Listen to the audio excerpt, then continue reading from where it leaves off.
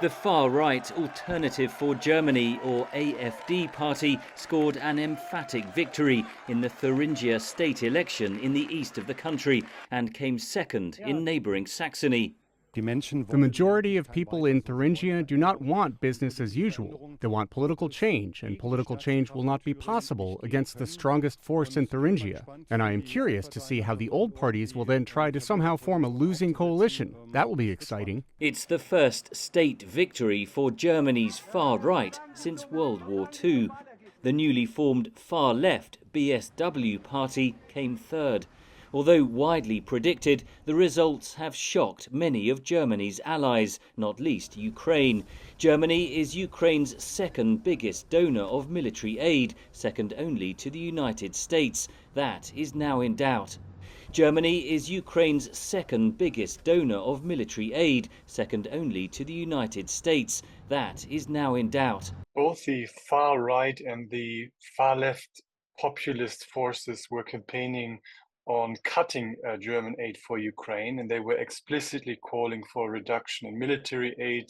They called on the government to finally pressure Ukrainians to start negotiating with Russia. In the short term, analysts say the state election results won't affect the federal government's funding of aid to Ukraine. But you already see a slight change in the rhetoric of the centrist parties. We have 4 centrist parties, and some of them already took some of the narratives or the frames that the populist and far-right parties were using. German Minister of Finance Christian Lindner of the Liberal FDP, part of the ruling coalition, is pushing for aid to Ukraine to be halved in the next budget.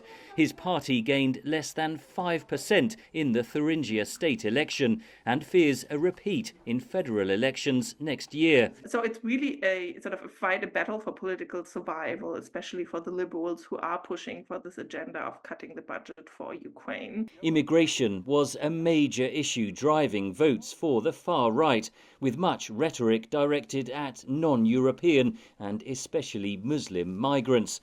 But Germany is also hosting more than 1 million Ukrainian refugees. The question whether they and how they should be funded and whether they should be drafted or sent to Ukraine, that is a delicate issue. And we have males, Ukrainian males, that are legally eligible for the draft. So there is growing pressure also on the male Ukrainian refugee population in Germany to push them back to Ukraine. The Social Democrat Party of Chancellor Olaf Scholz noted that German intelligence services had classified the AfD as an extremist party and said its victory in Thuringia must act as, quote, a wake-up call.